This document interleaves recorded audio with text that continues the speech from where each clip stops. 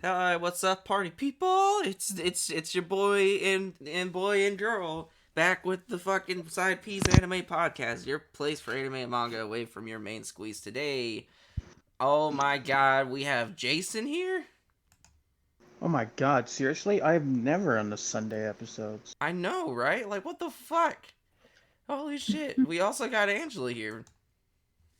Hello. Angela with the signature hello. Today we got some catching up to do, guys. We got to do chapters 105, 106, and we're doing the two episodes Hey, before this. Oh, sorry, you did 1005. it this I time. know, I'm sorry. 1005 and 1006, my bad. And then we're doing episodes 963 and 964. So today we'll do a double anime episode recap, and next week we'll do a double anime episode recap. That should be pretty good, right? Alright. Yeah. Oh yeah. Oh man. Well, for starters, how did we feel about the anime episodes? I just enjoy the Odin flashbacks a lot. Yeah, man. Yeah, I really like the Odin flashback. It's a lot of fun. Makes me feel like I'm back in East Blue with all the adventure going on. Jason, how about you? Pretty much the same thing everyone always says about the Odin flashback. It's, it's the Odin flashback. It's goated. It is. It's Kozuki Goden. Is that? Kosuke goated. Yes, that is what I said. Oh man. But yeah, guys. We're gonna split up the anime recaps and all that good shit between the members because I have forgotten the finer details because we watched this like last week. But everyone else took notes because they're good boys and girls, and Side Piece is made for good boys and girls. What was that? Did you choke? That was me choking on a Dr. Pepper. Here I am saying it's for good boys and girls, and Jason starts choking on shit. That's Jason. Mm. You guys want to see how fast I can make Jeremy cringe? No. You guys won't get this joke until you watch the newest Read Line episode. It's gonna come out on Wednesday, but. Oh God, no. Shut up. Angela, what are you gonna say? I didn't say nothing. That's disturbing.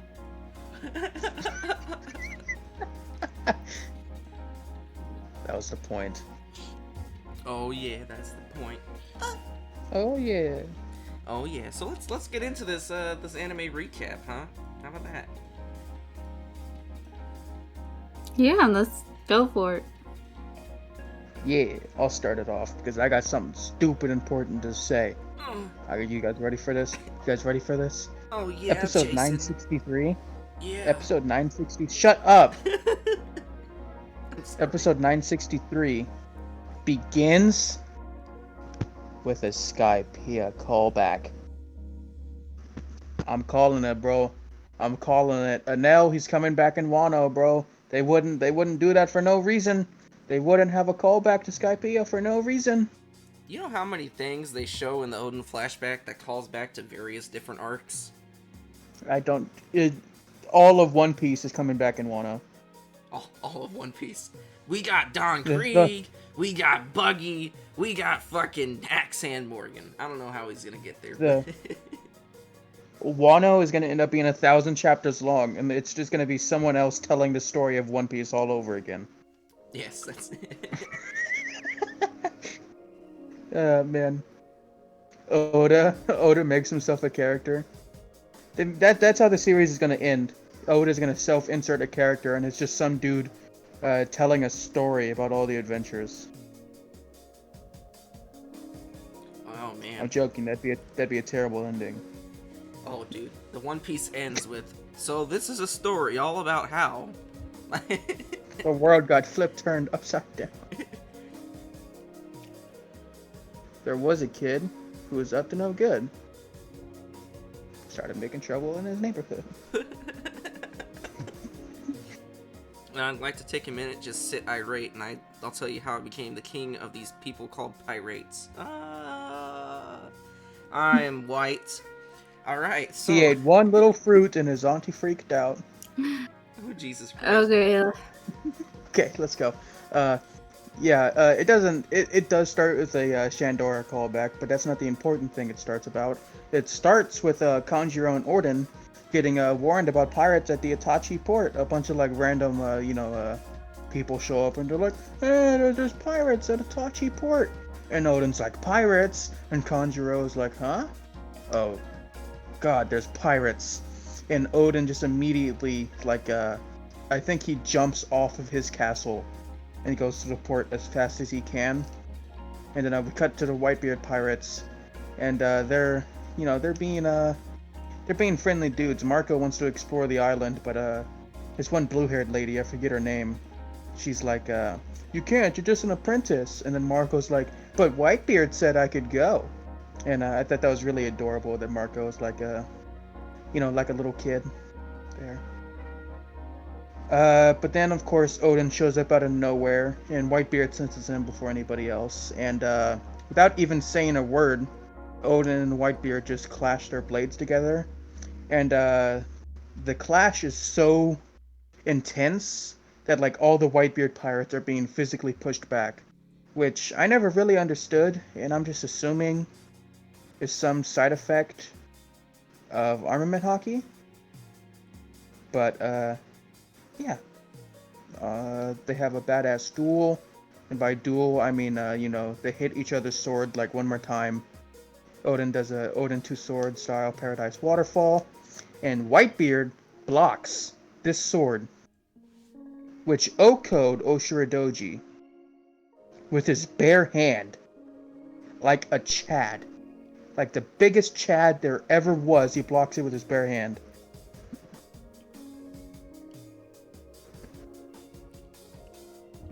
Whitebeard's And, a Chad, dude. I love Whitebeard. Whitebeard. Yeah, needs he goes. He needs to eat the revive fruit and just come back. Get the Dragon Balls. He goes, "Oh, this sword's this attack's so powerful. You named it? I'm gonna block it with my bare hand." And then immediately after he blocks it, he just does his churma thing, and Oden eats a point blank earthquake, and he's absolutely fine.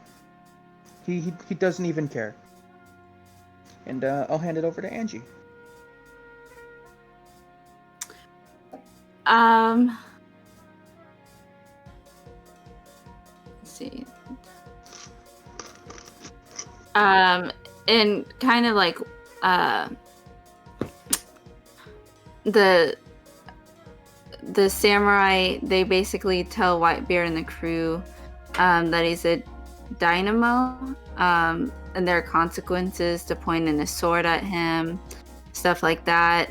Oden offers to repair Whitebeard's ship, which he takes up on that offer, and then they're all celebrating at the shore by eating and drinking. Whitebeard tells Oden to set sail on his own because he kind of worries about the power dynamic between them. There is a law that states that Oden can't leave, but Oden's still persistent to going to sea. We flash forward 2 weeks, and Moby Dick is all fixed. And Oden kind of like left treasure for Wano for helping them out. We see Oden, he kind of escapes, and he is comes in flying, trying to board Whitebeard's ship. Whitebeard tells Odin that if he hangs onto the chain for 3 days, he will let him on the ship. And you kind of have like a montage of all the hardships that he faces, and Odin's face is all beaten up from everything that he's been through.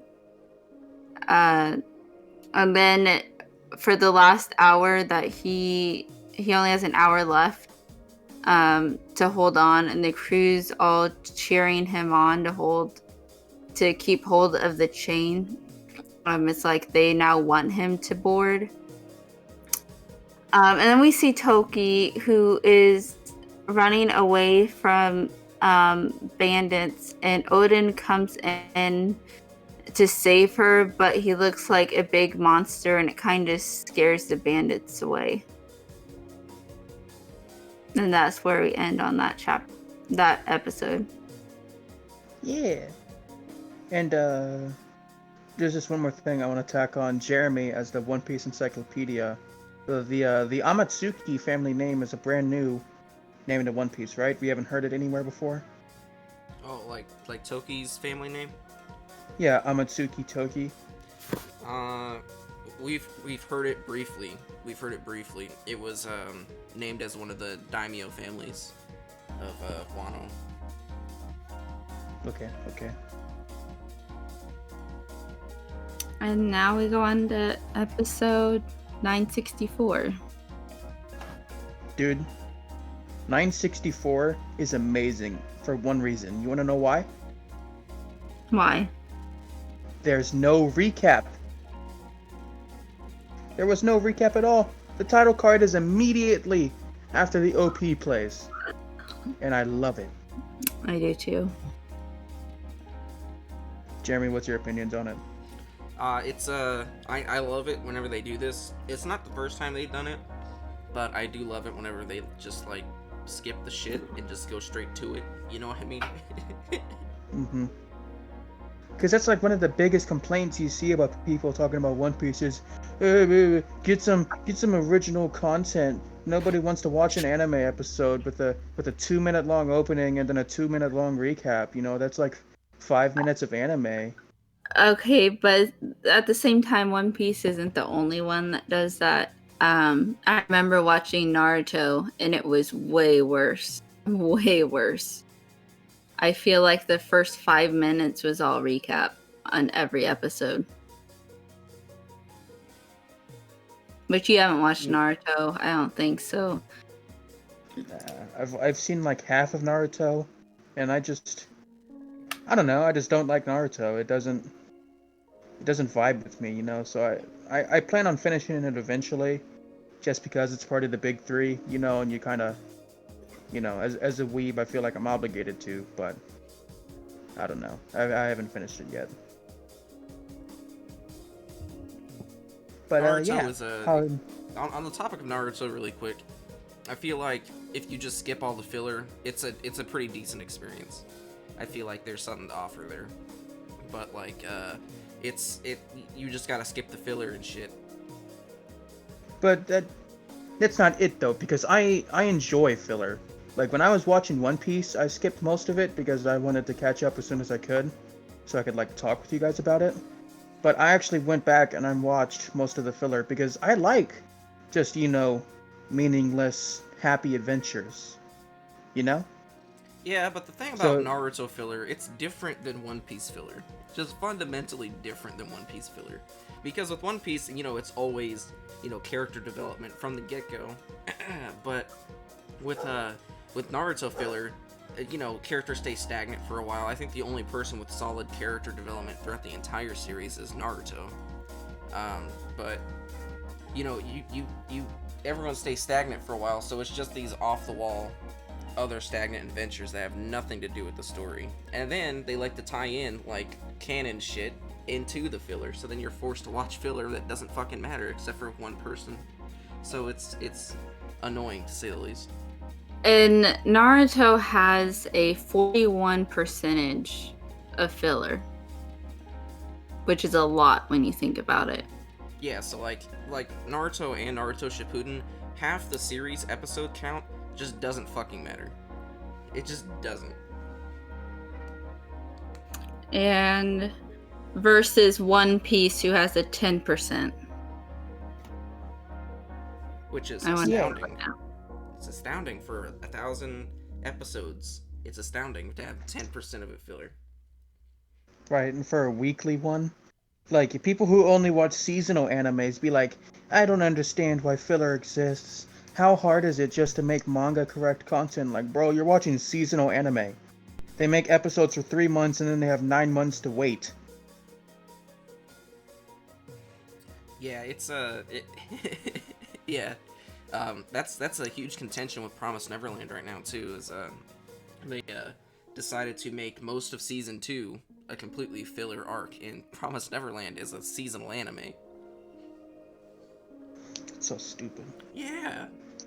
Yeah, I keep seeing things. Oh, cancel the Promised Neverland because people, I don't know, people are so upset about that. That's one that's on my list too. I plan. It's actually the one I plan on watching next. Once I eventually finish Hanasaku Iroha. I've been a bit busy recently. Okay, let's get back into episode 964. Yeah, my bad. We start episode 964, and Odin, who is incredibly messed up, like Angie said, he looks like a monster. He's bruised and swollen everywhere. He can barely even speak, much less stand. And despite all that, he is way more worried about Toki than he is himself, which I thought was a nice character building moment for Odin, that he had literally not even met this woman, just saw her, and was more worried about her than he was himself. And of course, Izo is also incredibly freaking out about Odin on the boat. He's all like, let me off this boat right fucking now, Whitebeard, or I'll kill you all. Let me out. I'll never forgive you for what you did to me and Odin. I'll never forgive you. We gotta find him. And then we cut back to the little island, which I believe is an unnamed island. And we see Toki, who's taking care of Odin and like treating his wounds. She's wrapped up all of his wounds in like bandages, and she's giving him like medicine.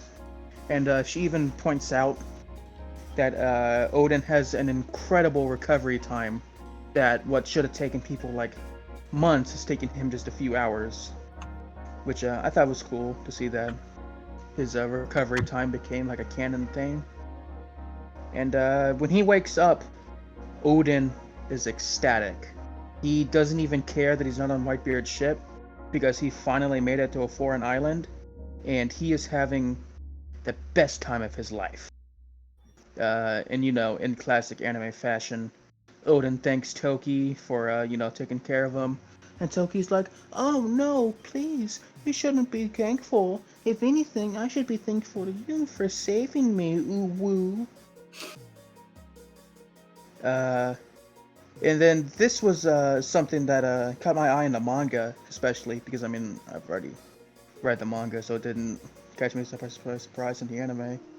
Was when Toki was interested in Wano, and she asked Odin to take her back to Wano, and Odin, he made the Odin face, and oh god, I love that face so much. That's the third time he's done it, right? I just love the Odin face, dude. I think it's like the third time. Yeah, the Odin face is awesome. But that's when this dude named Karma, who's like an octopus man, was actually the leader of the bandits, and he shows up to kidnap Toki. Toki wants to run, but Odin's like, "Nah, bro, you're telling me I get to fight people from foreign lands? This is gonna be amazing!" And Odin starts fighting them all, and then Whitebeard shows up out of nowhere and just knocks out Karma in one punch. And it's revealed to us that Karma actually became one of Whitebeard's sons, and he fought in the Paramount War, which I thought was a nice little callback there.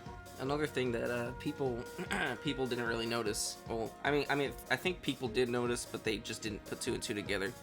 is there is a woman on Whitebeard's ship with blue hair. Her name is Whitey Bay, and she was also a like an associate captain, right? But at this point in time, she was actually a part of Whitebeard's crew instead of having her own crew. I mentioned the blue hair lady earlier in the episode. She was the one who was telling Marco to fuck off because he was only an apprentice. Yeah. But I didn't catch that she had left and started her own crew. Oh yeah, it all ties together, and you can see her at Marineford. Yeah. All right, I'll hand it over to you, Angie, for a little bit. With Whitebeard showing up on the beach. Okay. And then Odin and Toki join Whitebeard's ship. It's revealed that Dogstorm and Viper, they were stowaways on the ship, and they knew that Odin would try to get on the ship. And then we have like everyone is kind of partying and rejoicing that Odin's now on the ship. They're all happy about that. And then we kind of see this enemy ship come up, and Odin like straight up just cuts it in half. And the crew were they were upset with Odin because they couldn't plunder it before he cut it in half and it sunk. But they kind of like just laughed it off at the end because they know Odin didn't mean bad. Interesting fact, Toki said that she's 26 years old, but she was born 800 years ago.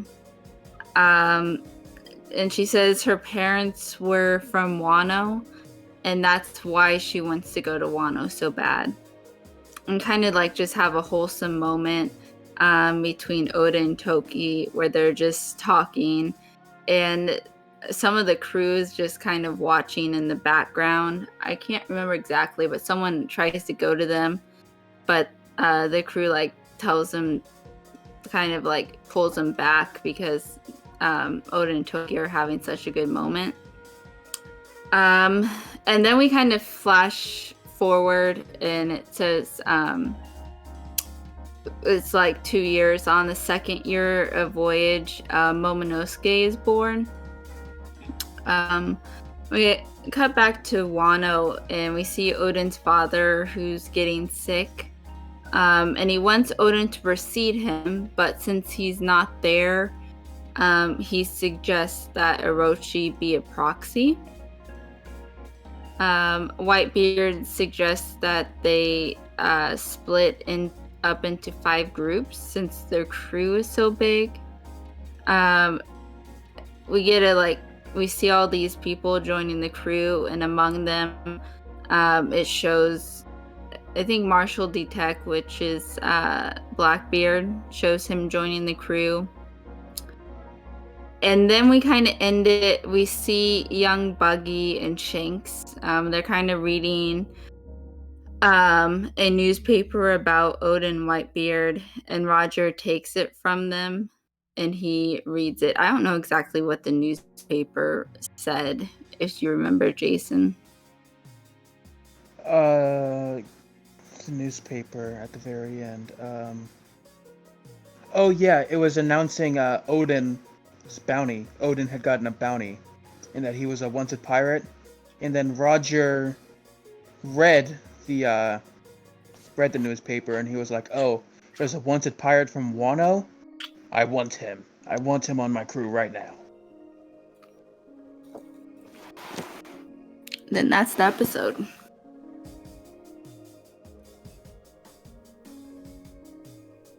That's the episode. Yeah, everybody. Woo! Yeah, thanks so much for watching. All right. No, I'm kidding. All right, we're doing the fucking chapters. The chapters. Oh. All right, I thought we were gonna end the episode. What? I'm joking. Oh. Alright, we're fucking the chapter now. We're fucking the chapter. We're on chapter 1005. Angela, are you reading the chapters with us? I'm gonna read the first one. I don't want to do the second one because You're good. it's a lot of action and I don't know what's happening. You're a lot of action. Alright, well, everyone on 1005? Yes. I think you should do the cover story. You know I'm gonna do the cover story. You know I'm gonna do the cover story. Jason, you on chapter 1 up there, 1005? Yeah, I'm on chapter 1005. Alright, so chapter 1005, The Demon Child. Oh my god, it's a reader request on the front. It's Katakuri giving 100 kittens and puppies milk and donuts by Gumflame Fruit. And obviously, best boy Katakuri is here doing his best work. Giving some fucking milk and shit to some people while he's chomping on them some donuts. Alright. I kind of want donuts now. I kind of want donuts also, if I'm honest with you. But yeah, we're gonna swipe and we're gonna keep going. How many? Here, I'll do three. We're at the Grand Banquet Hall, 3rd floor, and we got fucking Black Maria going, and now I must be off. I've got some samurai whose lives need to be ended. Smack.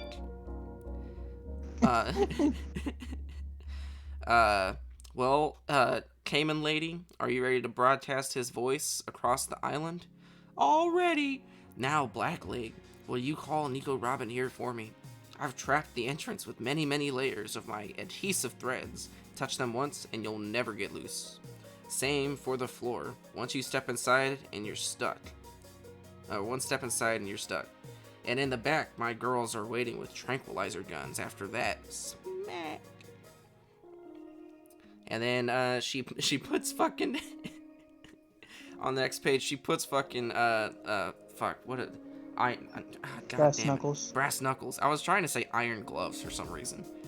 She puts brass knuckles on and just whaps him. Just whaps the fuck out of Sanji. And he goes, I just need you to call her here. Call Nico Robin. And he lays in on him. Just gives him the business. Turn the page. Hurry up and call for help. I've got an errand to run after this. Of course she does. And he's just taking hits, and the ladies are like, oh no, I'm gonna cry. I see what he's doing. He refuses to expose his companion to danger. And he'll die without letting a single sound pass his lips. If he weren't an enemy, I just might fall in love with him. Smack. Fucking Sanji gets wailed on. He's like, what? Wait. Oh, I'm panting. And I'm passing it off to Angela. He's still panting. He says, at least give me time to say one little thing. And then we go to those girls again, and they're like, he's gonna say something defiant like, eat crap, just before he dies. Oh no, I can't watch. Don't make her mad. And then we cut to Sanji, and he's yelling, help me, Robin! And then the girls are all surprised. They're like, what? He called for her after all? I wanna take a pause here. Because online, everyone is bitching about how Sanji should have showed true character development and just whipped a lady's butt instead of call for help. That's not character development. Exactly. Yeah. I firmly disagree. with them. That would just be changing his whole character. Yeah, that's not character development. That's character change. We don't want character change. We want development. That would change him fundamentally, because he's been from the very beginning that he would never hit a woman. And this coming off the backs of Whole Cake Island, this is character development. This is true character development right here, because in Whole Cake Island, Sanji didn't want any of his crewmates to do anything for him. He wanted to handle it all by himself. He didn't want to burden his crew with any of his troubles, But now he's calling for help to help save him, This is true character development right here. This is character development. Yeah. But yeah, that'd be like... Oh, go ahead. Sanji hitting a woman would be like Zoro refusing to fight somebody. it's a fundamental change to his character. It just wouldn't work. It wouldn't make sense. It just wouldn't work. It's better this way, and it makes sense with his character. I think people just give Sanji a rough time for no fucking reason. But that's my little tirade. Okay, turn the page. We see this girl with like a mask over her face. And then Sanji's still shouting, "I'm on the 3rd floor in the Great Banquet Hall. I've been taken prisoner. I'm sorry." And then we cut to Chopper, and he's like, "Sanji." And then people, who is that? That is one of Kid's crewmates. Okay, and one of Kid's crewmates are like, "Is he begging for help? That's pathetic." And then we cut to Law's crewmates. I can't remember the bear's name, but I know it's Law. Beppo. How do you not remember Beppo? There's a lot of characters in One Piece, okay? Beppo is just so fun to say, though. It's Beppo. Beppo is. He's like, "That's one of the Straw Hats." Turn the page. That's not double. Okay. And Sanji's shouting, "If you don't come here right away, they're going to kill me. Save me." We cut to Jinbei, and he's like, his voice is carrying across the entire island. "Nico Robin is a world-famous figure. They must be after her forbidden knowledge." I think this is Frankie. Frankie, and then Sasaki. Okay, and they're like, "It's obviously just a trap to capture Robin." Ha ha ha, listen to that guy with whining and walling. And then Jason. Yeah, we cut over, and we got Marco, who's in the middle of the action. He's fighting King and Queen at once, and we see him. He kind of like wipes his lip, and he's like, "Ha, these guys are fun." And I think this is the first time we've ever seen Marco like enjoy a fight. Granted, he hasn't like shown up much, but like the entire time during the Paramount War, he was like pretty indifferent whenever he was fighting. Right? Right. He was like, "Whatever, I'm fighting, I guess." But he seems to actually be enjoying himself, fighting both King and Queen at once. Which I think goes to prove just how strong he is, that if he was bored fighting the admirals, But we cut over to Nami and Usopp, who are fighting. Well, they're not really fighting, they're just riding on the back of Speed. But they are still pretty beat up. Usopp more than Nami, of course, because Usopp is, the best character in all of One Piece. Nami says, "Well, I can assume he was caught by a woman," no surprise. And Usopp points out that he can hear a voice coming from something. He says, "Nami, I can hear a voice coming from that. I saw one before this too. What are those eyes for?" And he points at a cat with a little mask on. And then we cut back to Black Maria, who's laughing because she actually can't believe that Sanji did it. She says, "Ha ha ha, unbelievable." We cut to Sanji. Well, we didn't cut to Sanji, he's in the same panel. But Sanji's like, he's huffing and he's huffing. He says, "Go on and undo this thread. I called her for you." Page turn. One of the long neck ladies is talking to Black Maria. She says, "Miss, someone's coming this way." That was quick. And Black Maria, she says, "But you're not going anywhere. You said you loved me, didn't you? It's not for business anymore. Now it's personal. You'll join them as one of my little pets." And then we cut to the panel where we see a bunch of dudes who are tied up. Well, they're tied up with Black Maria's little webs. And they're saying, "We love only Miss Black Maria. Nothing else. Oh, woo." Black Maria says, "See, can't survive without me."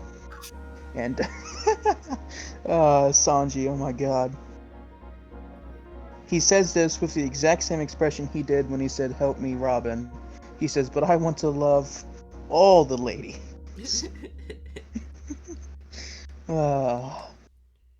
And then, of course, Black Maria is like, "Don't you dare cheat on me like that. I see you need more discipline." And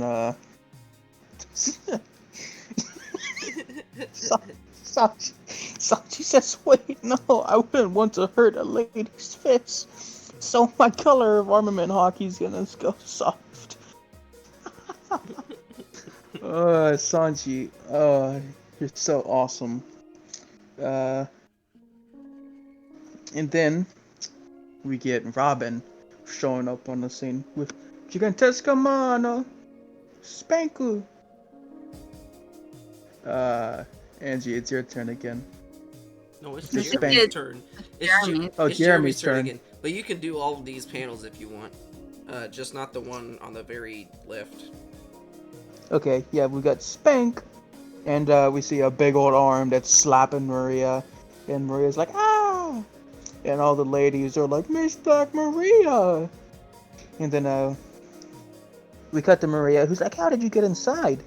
And we haven't even seen Robin yet, but we know it's Robin.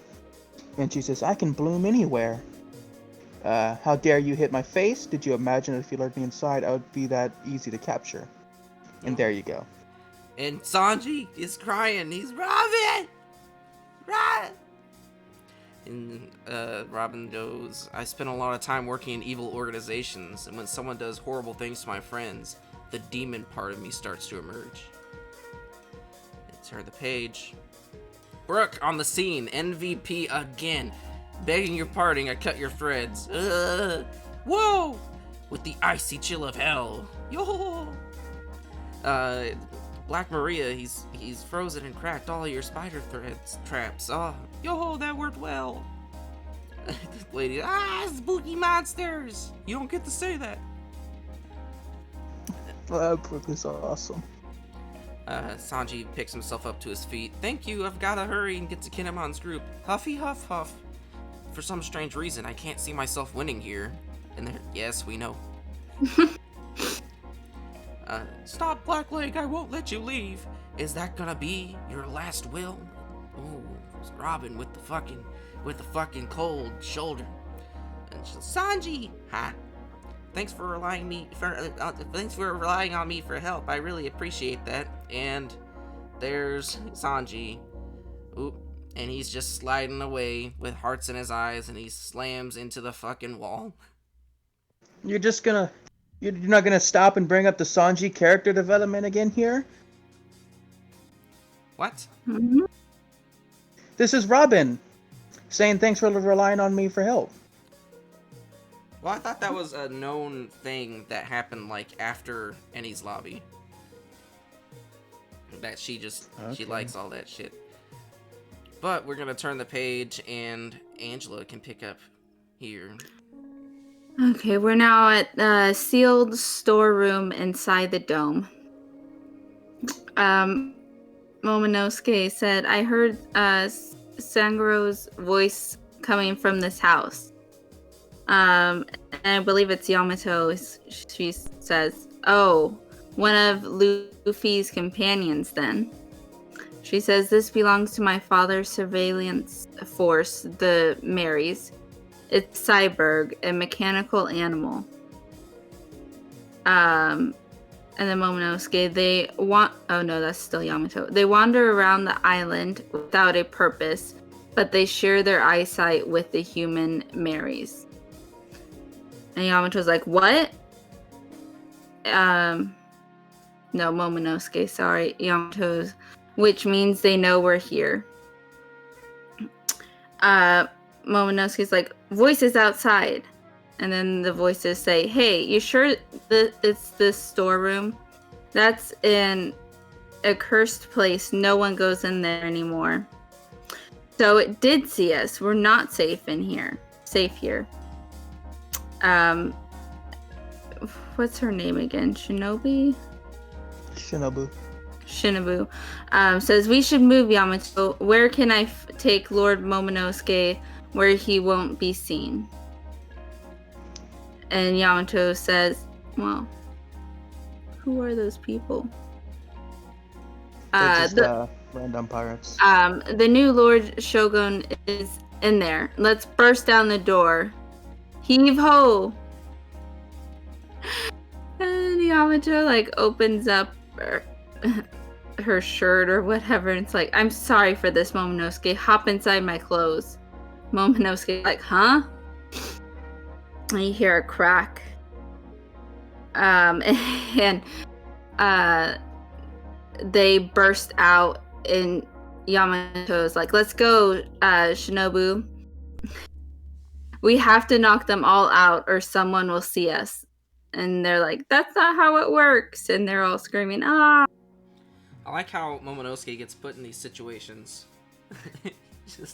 He just put in these situations with boobies. All the time. All the time. Whether by design or by accident. Jason, do you want to finish it off? You don't want to comment about the boobies, Angela? I kind of laughed at it when I said it. But the boobies, Angela, you know, it's just boobies. I know. Okay, good. And now that we're all on the same page. We cut to somewhere on the 3rd floor. We don't know where. And we got Black Maria. Ah! Just a bunch of random pirates screaming. I'll go and snuff out those samurai. And then we learn that it's actually Jack who's talking right now. And Jack, he's all bandaged up because, you know, he got sent flying. And one of his tusks even is stitched together. His right tusk is stitched together. Mortally wounded or not, the Akazaya are not so weak that the Tabi Roppo could manage to kill them. Which I thought was a nice nod, because, you know, people were bitching that the Akazaya were super weak, but here it's reviewed by Jack that none of the Tabi Roppo could kill them, even if they are mortally wounded. Which I really enjoyed. Get that, so don't get involved. And then we get Black Maria, who's saying, I took it as an insult, Jack, page turn. And for whatever reason, Black Maria has decided to take off, you know, to, that's the Yukata, right? I have a reason for this, but I'll let you read this. And for whatever reason, she undoes the Yukata so that her chest is bare. I remember that, I know that weapon means something. I forget what it is, but it does mean something. But cut back to Black Maria, she's saying, on the other hand, you have good timing. I appreciate you taking care of that for me.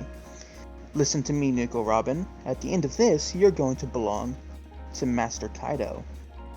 And there's a footnote that says that her tattoo means woman trouble. We cut to Robin saying, no thanks, I'd rather be dead. And the chapter ends with Pervy Brook. Which, wait a minute. His hands are black? Yeah, he's wearing gloves. Oh, that's right, he is wearing gloves. Okay, so the thing about before Angela sneaks off, the thing about her taking off her robe is it ties in with traditional Yakuza movies, where whenever they're in like a huge like fight, the Yakuza member will take off their robe and remain shirtless to show off all their tattoos and shit. And in these Yakuza movies, there's a lot of scenes where women Yakuza will also do the same thing, and they will take off their clothing to show their tattoos on their back. So this is less this is less a pervy thing that Black Maria is doing, although it probably fits with her character of being a dominatrix. But it's less of a pervy thing and more of a, I'm a badass. This is how badass I am. I'm gonna whip you into pulp. Okay, so she isn't gonna fight shirtless. She's gonna tie her robe back up. No, she's gonna fight shirtless. No, that's gonna be difficult for Brooke. She's gonna fight shirtless. I love it. I really enjoyed that chapter. It's a good chapter. But we're continuing on. Goodbye, Angela. Yeah, Brooke coming back is awesome. And it's awesome because, you know, Brooke can take care of the web. Well, I'll be back, but yeah. But yeah, Brooke is like, he has needed so many different character development moments. It's unreal. Because he got introduced in Thriller Bark, and then like the next arc, he just disappeared. So like, New World is Brooke's time to shine. Right. It's Yeah, just Brooke can messy. take care of the. Take care of the what? Brooke can take care of the webs, and Yeah. Robin can take care of Maria. Well, I'm assuming They Robin can can tag also team. take care of Maria because, you know, the fucking arms disappear whenever they want. Right, right. But yeah, it's definitely it's a good matchup in favor of of the Straw Hats. Wait, Black Maria's blonde? Yeah. I didn't know Black Maria was blonde. I just turned to the next color page on chapter 106. Yeah. By the way, there's a popular theory that Sasaki is Kokoro's son because she mentioned having a son. Hmm. And Sasaki, it looks very much like a fishman. And Kokoro is a fishman, a fish mermaid.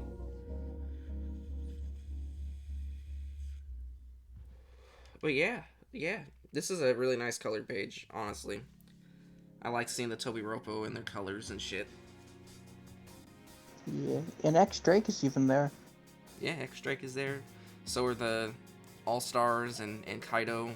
Who's Who is in the top left. Who's Who's color scheme is what I was most surprised by, if I'm honest. Yeah, I didn't even know it was. I didn't even put two to two together that was Who's Who until you just said it. Oh yeah. So let's get into this chapter here. All right. Oh yeah. All right. So we're on the per. Do you want to just you want to go 4 and 4? Sure. All right. Performance 4 floor at the Skull Dome. Oh, they escaped. Ah! This is chapter 1006, the Honorable Hyogoro the Flower, by the way. And this it wasn't really shown very well in the last chapter, but Hyogoro did buff up a little bit. He was like just chilling Yeah. out. But they escaped. The enemy leader, Momonosuke, has emerged from the sealed storeroom and escaped. I don't see Momonosuke anywhere, but there can be no doubt. Momonosuke is together with young Master Kaido and or young Master Yamato. That one. And Yamato's huffing and puffing. He's running and running, and he's wrapped around his waistband. You can also see the bulge in the previous panel from where Momonosuke's fucking dumb head is. His fucking melon. And Momonosuke's severely liking this for some reason. Shinobu's like, this way. Oh no. Yamato's like, this way, Shinobu. Shinobu's like, can we choose a less visible route? We cut somewhere else. We hear that the fucking posters go, Yamato is with a kunoichi. Third floor of the castle, and Sanji's like, another broadcast. They're going after Momo and Shinobu. And who's young Master Yamato? Hey you, which way is the sealed storeroom? It's with the Skull Dome. So that would be in the opposite direction of Kinemon's group. Which side needs me more right now? Oh, this way or that way? This way. Place your bets. Where is he going? Is he going to is he gonna save the samurai? Or is he going to save Shinobu and Momonosuke? I think he's on his way to save Yamato. For two reasons. One, I think Sanji meeting Yamato is going to be an incredibly comedic experience.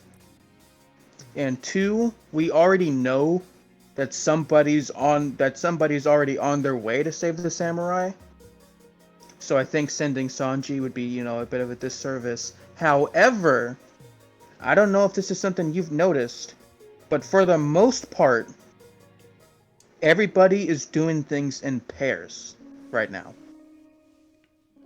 Yes. You've got Usopp and Nami. You've got Jinbei, who's kind of on his own, I guess. Jinbei is just a truck. Okay, we don't need to worry about Jinbei. You got Chopper. What's up? We don't need to worry about Jinbei. He's a truck. Right. You got Chopper, who's kind of on his own right now. Well, Chopper's with like the other minks. And then you've got Hyogoro the Flower and X Drake are also kind of with Chopper. You've got Robin and Brooke. Everybody's kind of doing things in pairs. So I could see Sanji going to the Akazaya, but I think he's going to Yamato. I think he's going to the Akazaya for a large reason. And assuming that is, fucking... God damn it, what's her name? Fuck, what's her name? Shit! What? Momonosuke's sister. If you assume that person is Momonosuke's sister... Kozuki Hiyori? Hiyori, yeah, Hiyori. Fucking, if you assume it's Hiyori, then there would be no other way for... it would just be terrible if Sanji just ignored that, because he can hear the tears of a woman falling. You know this. You know he can hear Yeah, he can hear the tears of a woman falling. Yes. So he would swoop in and save the day, and that would be the other pair, is Hiyori and Sanji, because who else would protect the fucking princess than Mr. Prince? I can see that. Now that you brought up that it's probably Hiyori, I can totally see Mr. Prince making a return. Oh yeah. But I'm gonna place my bet in going over to the samurai. But we see. Oh wait, go ahead. I'm still keeping my bet that it's gonna be with Yamato. I can see that. That would be really comedic, and I'm sure it's gonna happen sometime. Right. Especially because Yamato for Nakama. Yes, Yamato for Nakama.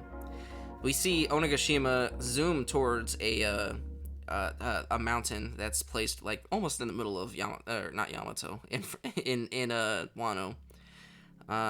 We go to the next page. I think this is the last page I'm reading. Onigashima entrance, and oh my god, I thought that this wasn't gonna happen, if I'm honest with you, but Sparrow is just sitting there. The dust and everything, and the clouds are covering the moon. He's like, oh, what a shame this is for you, Moonlight Warriors, that your potential victory should require the luck of the weather above. Ha ha ha, Peroni. And they're laying there defeated. But Dude, look at Carrot. Oh yeah.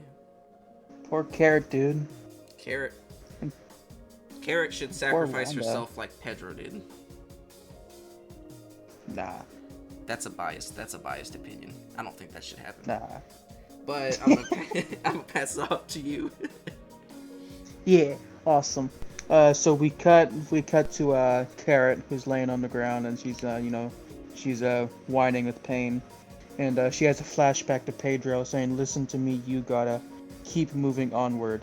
And then Sparrow grabs her by the throat.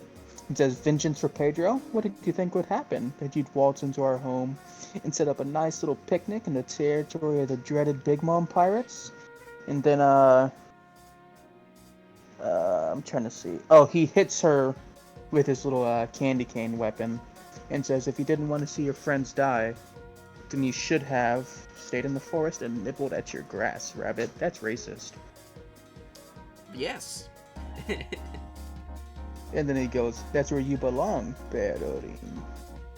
And now it galls me to have to work alongside the Animal Kingdom pirates. But it's time to show these children what the Emperors of the Sea are all about." And he's doing a little spinny with his candy cane. And then we cut to the performance floor. Inside the dome. And is that just a random Yakuza dude? He's the main guy that was in the cages in the Flower Capital. Right. He's whining. He's like, I can't go on. These blue flames, they're burning up my physical stamina, and I'm almost at empty. And then some random Yakuza dude's like, "Just keep going a bit longer, or you'll turn back into an ice Oni." He's whining again. "Once it happens, you'll rampage until your willpower runs out, and then you'll really die. Keep a firm hold on yourself. Hey, I mean, you. That raccoon dog is dealing with the same effects as he mystics the cur." Chopper the raccoon dog. Look at Chopper, dude. Chopper is messed up. He's messed up, but he's desperate to get that cure, man. If he gets the cure, if he is able to cure that, it will have about as big of an impact on the battle as what's her face, Otama. Yes, definitely. So to have both of those things happen, that'd be huge. And I actually have a theory A on what's going on game with Chopper. theory. Thanks for I do have watching. I have a theory on what's going on with Chopper that I'll share at the end of the chapter. I got you. I think I have one more page, right? You have this one here. You have Yeah. two. You have this one and the next one. Okay. We've got some random on-air pirates who are like, Apu, we can't last any longer. Wheeze. The antibodies are right there behind them, but we can't get past that impenetrable defensive wall. Why do we have to suffer Master Queen's own virus? And then we get to Apu, who's like, he's not the kind of boss who bestows mercy on crybabies. And I can't tell, but is Apu also dealing with the virus right now? Nah, he's just bloodied and beaten. Alright. And then we cut to an amazing panel. So they're saying, but sir, we have to deal with X-Drake, who's betrayed us to join the enemy for some reason, and the sudden arrival of the legendary Yakuza boss of Wano, Hyogoro the Flower. They're too powerful, we can't get close to that raccoon dog. And we see X-Drake and Hyogoro, who are stanced up. And can I just say, Hyogoro is an absolute unit. Dude, look at the man. They kind of showed him in the last chapter, but they didn't point him out. But man, He's stanced. He is stacked. Page turn. Why does he look like that? He was just a tiny little geezer a minute ago. Somehow he's reverted to the strength he had when Kaido was so relentless in trying to recruit him. And those are the ninja that attacked Robin, aren't they? Yes, the Oniwa Banshu. Yeah, the Oniwa Banshu. And we got Hyogoro, who's shaking, he's shivering. He's like, are these the shivers of excitement? And the Yakuza are like, boss, are you alright? He's like, yeah, it's so cold, but I've always had a strong grip on my mind. It seems that accidentally coming into contact with that virus has extracted all the strength I have, to the very limit of my life. Huff, puff. It may be burning the last remnant of my body for fuel, but I'll use this strength to cut down all of their main force. And look at the man's. Look at his nails, dude. He's stacked up, man. He is a unit. Page turn, and I'll hand it. You know what? I just realized. We haven't seen Kanjuro in forever. He dead, man. He dead. Oh yeah, that's right. I forgot the Yakuza killed Kanjuro. Yeah. So page turn. Hear me out, Yakuza leaders. Huffy Huff. Yeah, boss. I don't think I have much time left. If that raccoon dog can't finish the medicine in time, and I begin to transform into an ice oni, I want you to put an end to me before I turn. If you don't, then I will go on to slay every last person here, friend or foe, including you. I don't know. But he's right. If he turns into an ice oni, no one can stop him. You must do this for me. Oh, is that so? The Mimawari Gumi will take you on. Let's see this legend. I bet your style's just some relic of the past, you old coot. Flower, one sword style. Flaming hair of holy rage. Ah! He just fucking slices him down, dude. He slices him. That's Orochi's fucking samurai, army just getting cut down. Fucking awesome.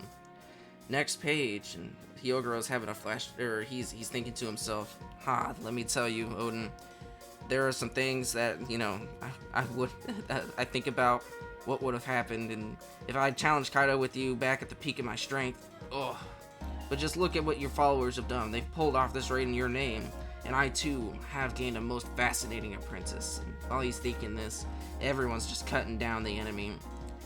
And Hyogoro's like, I have no doubt that Dom will come to Wano. And Queen's like, hey, he's gonna wipe out the entire floor.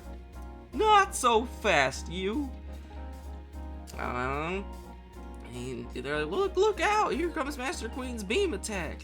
Marco coming in clutch with a Phoenix brand. Fucking blood coming out of Queen's mouth. He's coughing up blood. Hey, that hurt.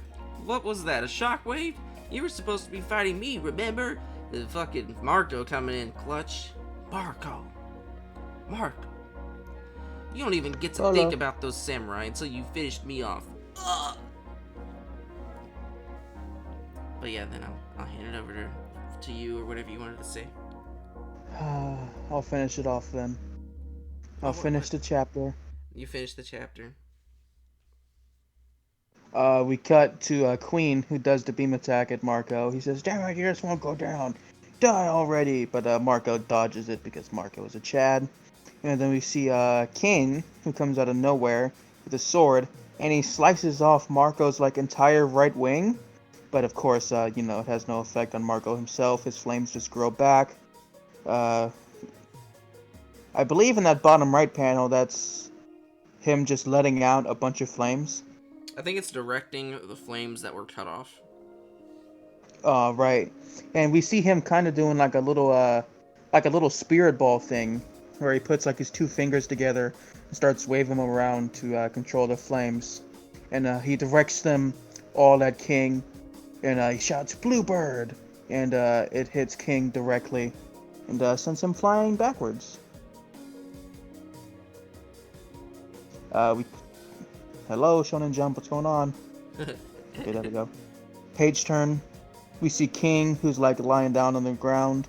Well, not like lying down, but he's like, he just got hit.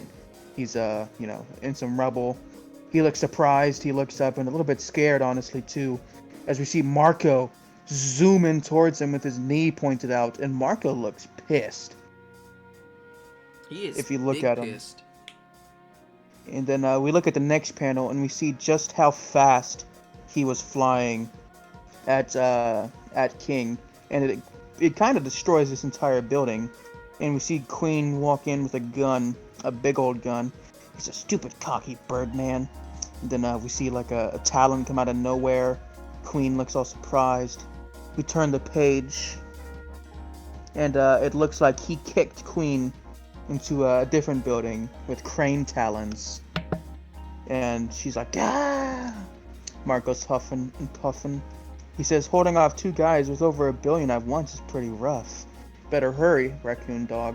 Which I really enjoyed.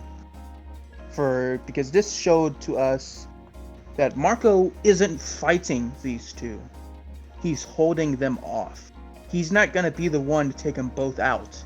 Like Marco's strong, but he's not strong enough to take them both out. He's waiting for the cure to get out so that someone can help him.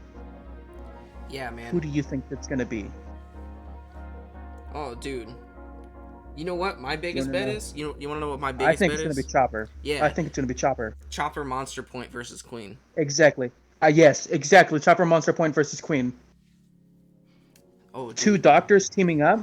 I'm so ready for that, man. It's gonna be awesome. Two doctors teaming up is going to be awesome. And of course, in that panel, we cut to Chopper, who's working with the mink doctors to help him out, and we see just how bad Chopper is getting. Oh my god, I feel so bad for Chopper. He's my boy.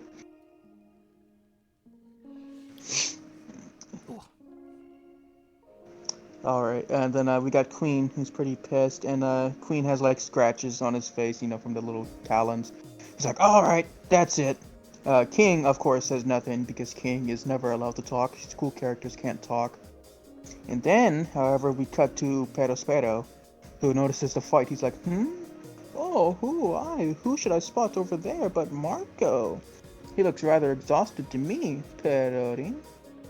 Which, remind me if I'm wrong, but Pero's bounty is also over 1 billion. I believe it's like in the 800 millions.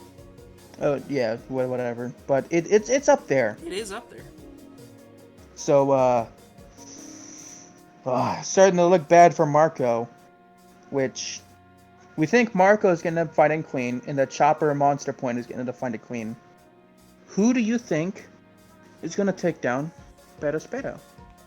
I think that Perospero is going to go down rather easily, if I'm honest with you. Right, but who do you think is going to fight him? Probably Chopper, maybe. Either Chopper or maybe Hyogoro the Flower.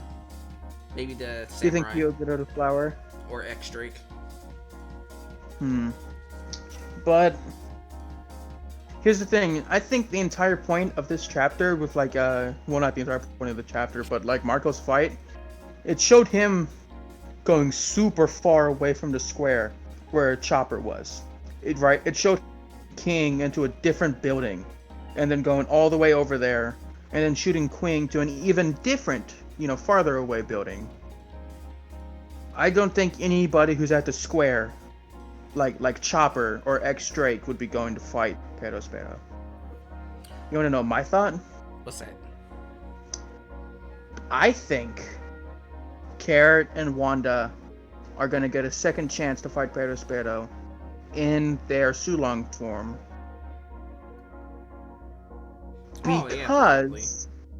Because Inma is going to take off a chunk of Onigashima, the skull, and that's going to allow the moon to come through and shine down on them for the Sulong form. Oh, I can see that. That's a pretty big brain. That's a pretty big brain prediction theory. Yeah. Page turn. We'll end it off. We got all the random pirates and yakuza or whatever. They're all screaming, and it's becoming apparent to us that they're turning back into Ice Oni, especially because the panel says, everyone's turning back into Ice Oni. Now we're in danger from both the virus and Oni. And we got Hyogoro, who's sitting down. He has a sword in the ground, classic Yakuza style. And we've got one of the other Yakuza bosses who has a sword raised, ready to kill him. He says, "Do it. I want it to end this way. I feel as though heaven has rewarded me with this final role to play.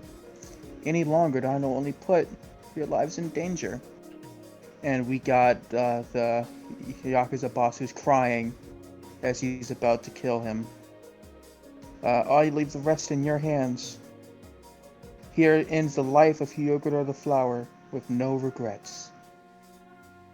And a lot of people think that Chopper is going to show up last second with the cure and fix Hyogoro the Flower so he doesn't have to die. But I think Hyogoro the Flower is going to die. For realsies. I want Hyogoro the Flower to die after all of this. I want him to. I think there is a strong possibility that Chopper will come in clutch. But we might not even pick up on this storyline in the next chapter, which will happen on March 14th. Angela, how did you feel? Sad at the end. I really like Hyogoro. Death doesn't happen very often in One Piece, so when it does happen, it hits a little harder. I don't want him to die, but it would be fitting this way. Yeah. Wano has killed a lot of characters, for realsies. Wano, I think, has been the most... Well, because ever since Sabo died, you gotta say for real. Oh, yeah. It's just that for realsies, that's kind of... I like it, though. Because Wano has killed a lot of characters, Kozuki Toki, Oden! Kanjuro. Yeah, Oden. You've got, what's his face, Yasue? Yasue? Yeah, Yasue. Who died? Yasue, whatever. Who died. Oda has something to prove in this arc. And he's doing it very well. Let's go Oda, man. Oda is snapping with this fucking arc, dude. I keep telling people, man, his Wano's good. It's good. But yeah, that was the end of the chapter, guys. It was pretty good couple of chapters, if I do say so myself. The anime's doing good, the manga's doing good, everything's doing good.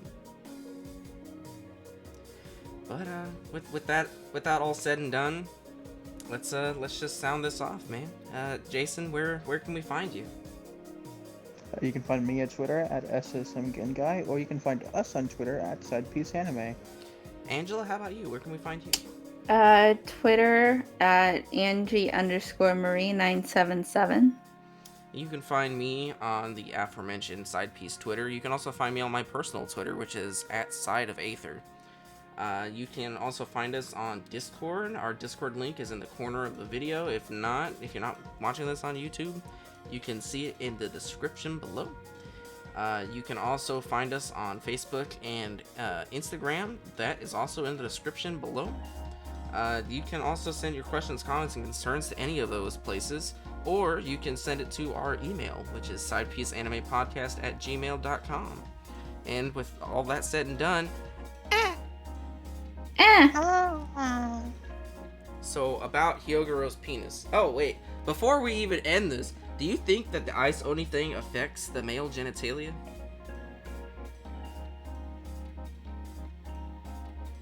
In the episode. Okay.